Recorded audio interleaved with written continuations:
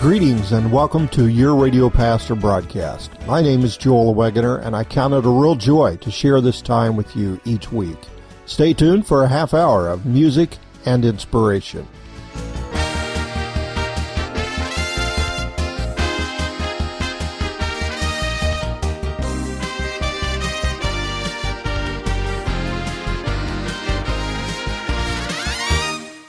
Lay aside the sin nature that you're born with.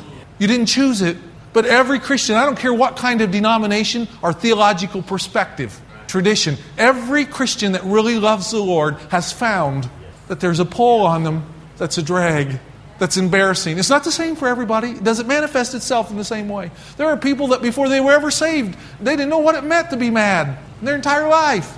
They've never been Christians. There are some that's the trait in you. It doesn't matter. There's so many different ones. But young people and older people, to run this race, you've got to let the Lord sanctify you wholly. That is right where we ended the message last week, a message from Reverend Joe Smith entitled The Race Before Us, based upon Hebrews chapter 12, verse 1. You may want to turn in your Bibles to that. Let me read that for you. Wherefore, seeing we also are compassed about with so great a cloud of witnesses, let us lay aside every weight and the sin which doth so easily beset us, and let us run with patience the race that is set before us. On today's Your Radio Pastor broadcast, we are going to hear the conclusion of that powerful message and also some great gospel music, like this one from Union Bible College, their group entitled Witness, and a great message in song, All of Me medley. Open your heart. Let God minister to you through this song, All of Me. All of me, not a part, but all of me, all the heart and soul of me, Jesus, I surrender.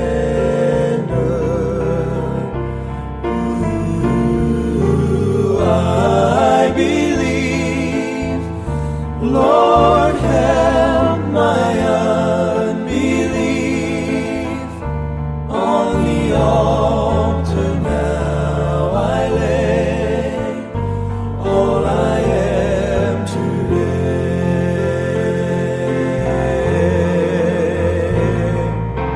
As I am, I come to Thee without one plea,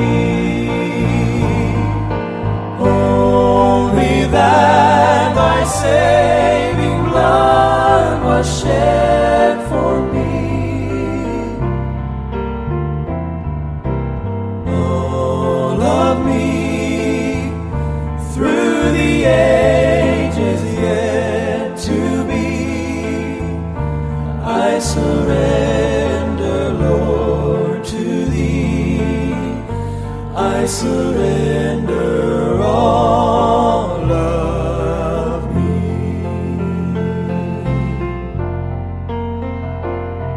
So use me, Lord, use me anywhere at all, though my place may be great or small.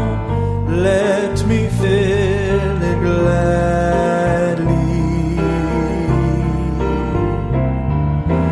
Take my life, be it poor or be it grand. Let me live it by Your plan. Shape it with Your hand.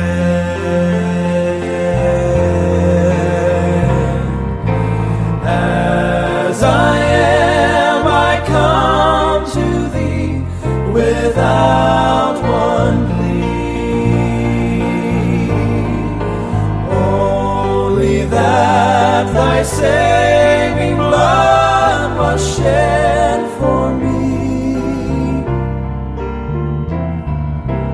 All of me, through the ages yet to be, I I surrender, Lord, to Thee. I surrender all of me.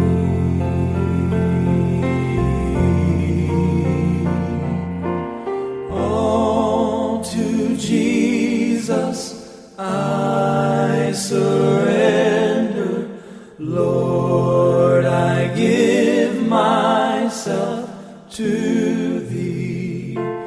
Fill me with Thy love and power. Let Thy blessings fall on me.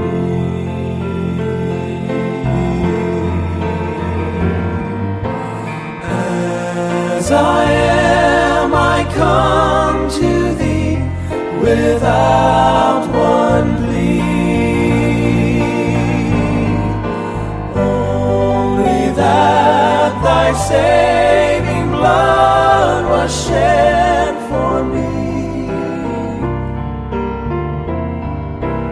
All of me, through the ages yet to be, I surrender, Lord, to Thee.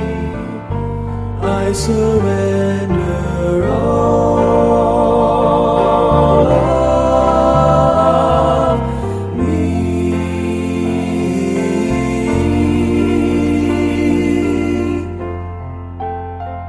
Yes, what a powerful song, what a powerful message. So well done by Union Bible College, All of Me. Friend, that is the key. Surrender. It's not in the struggle, it's in the surrender. So whatever your spiritual need is right now, I just encourage you to surrender to Jesus Christ. He is trustworthy. You can trust the Christ that died on Calvary for you. Well, as I mentioned earlier, we are going to hear the conclusion of the message that Reverend Joe Smith gave at Camargo Camp in 2013. So, as I often say, open your heart. God wants to speak to you and me right now. Not only do we lay aside every weight, but look at the rest of it. And we are to run with patience the race that's set before us. It's interesting. Run with patience, looking unto Jesus. That run with patience is a present imperative that means set your face and keep at it. Imperative is command. I mean, I could just say, Brother Archie, would you like to go with me? That's just a request. But when I say, come with me, that's an imperative. There's a little difference, especially if you're a parent to the child. That present imperative is saying it's essential. Run with patience, looking to Jesus. Now that's also interesting because the connotation there is looking away from everything else and focusing just on Jesus. Young people, listen to me. You're going to see spiritual tragedy. You can't get out of it. You're going to watch people fall. You're going to see it. I'd love to tell you you're going to make it through life without this, but you're going to see someone that is of stature, that you had confidence in, that fell miserably. Sometimes it might be awful sin, or sometimes it just might be a real character flaw. But you're going to face it. You're going to see inconsistencies. You're going to see things that shouldn't be. Young people, there is one way, after you know your heart is cleansed, to make it. It's to fix your eyes on Jesus.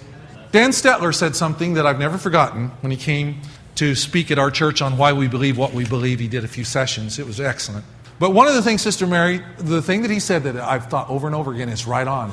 Dan Stetler said of every great man that he ever knew, and he started naming them, Brother Flexen, Brother French, Brother Heron, on and on. He said, every great man that I ever knew, that I knew well, are you listening? At some point disappointed me. Now, he made it clear he wasn't talking about sin. He wasn't talking about evil stuff. He was talking about the humanity that shows through. What he was trying to tell us is, when you have someone on a pedestal and don't keep that in mind, when they fall off that pedestal, you can get your eyes off of Jesus. Or maybe someone that is not just a great man that's disappointed you, as every great man will, or woman, but someone, like I mentioned, that just you find out were not what they said they were. Or maybe it's the way you're treated. Maybe you'll choose a Bible school and go somewhere, and of all things, the dean of men or someone in charge will not be fair to you. Do you know that's possible? And the only way you'll make it is to keep your eyes fixed on Jesus. He's the author and finisher of our faith, who for the joy, and this is what we have to do too, who for the joy that was set before him endured the cross, despising the shame. Why did he put up with that? Because Jesus himself was focused. And there are times when you've been crushed that's the only thing that'll see you through, is to look out there and know the joy of what's coming. I'll just tell you this, and I'll close this morning. A number of years ago, a lady in our church, a saintly lady, quiet lady, Joyce Moore, Gordon's wife, came to me and she said, "Pastor, I'm hesitant to come to you, but," she said, "I just feel like I just need to." She said, "The other day I was going about my business and I got the strongest impression that I was to go see my aunt." Now this would be a lady in her 80s or whatever, the aunt she's going to see. I hadn't seen her for a long time and I just couldn't get that off my mind. So she said, I went to see her, and she said her daughter-in-law was there. Now she said, "Brother Smith, here's the thing about her daughter-in-law." She said, "Several years ago, my aunt's grandson, 18 years old, star wrestler in one of the Indianapolis high schools, finished high school. He was out with some kids. They were partying. They were drinking. There was a wreck, and he ended up paralyzed from the neck down. He had a little bit of shoulder muscles, so he could do a little bit of this and all. But she said, my cousin's wife took him all across the country to every place that claimed faith healing. Didn't matter. Just took him everywhere. Prayed for his healing. When it was obvious that he wasn't going to be healed, she said, Joanne, that's the boy's mother, took her Bible, literally, and threw it in the fire. And she said, I don't believe in God. And even if there is a God, I wouldn't want a God that wouldn't do anything for my son in that kind of shape. That was when he was 18 years old. The boy is now 32. And it's been that way all these years. Just bitterness and hatred. And if you knew Joyce, you know this had to be God, because Joyce wouldn't have been bold enough. But Joyce said, Brother Smith, I just felt I had to ask her, would you consider letting my pastor come see your son? Now he's 32. And she said, Brother Smith, she said you could come over, but I'm afraid to ask you that because they might really mistreat you and might be very rude. And I said, well, Joyce, I want to go. And I got the address, and it was in the Indianapolis area. And I went and I knocked on the door. And this 50-year-old Joanne, the mother, came to the door. And she had me sit down while she interviewed me. She was going to find out what kind of guy I was to start with. And she told me the same story herself. And then she said, Preacher, I don't even know that Richie, that's her boy, I don't even know that he'd see you. And I said, Joanne, I understand that. But if you would, could we try? And she said, okay. So we walked into the bedroom. There was a very thin, long, straggly-haired young man, dishwater blonde with a little goatee. And he's there in the bed, sheet up here, arm here. And she said, she didn't tell him I was a preacher. She said, Richie, I have a friend of mine that wants you to meet. And I looked around thinking, what can I do? What can I do? Well, Richie was a wrestler, and I had been a wrestler. I wrestled actually in college, my freshman year, and I want to say that all of that stuff in the public school system helped destroy me spiritually, so I want you to know that. But I wrestled and broke my neck in practice, got my head tucked under me. And I was in traction in the hospital a couple weeks, and then they put me in a thing for months, but I wasn't paralyzed. I still had use of my arms. And years later, I had a surgery. I got a steel plate in here, a couple screws here, fused. So I always tell Nathan, my 6'6" boy, if it wasn't for this neck, Nathan, you could be down on that ground just like that. I can always say that, and he knows that we're not going to do it because... But I said, Richie, I wrestled too. And I told him about my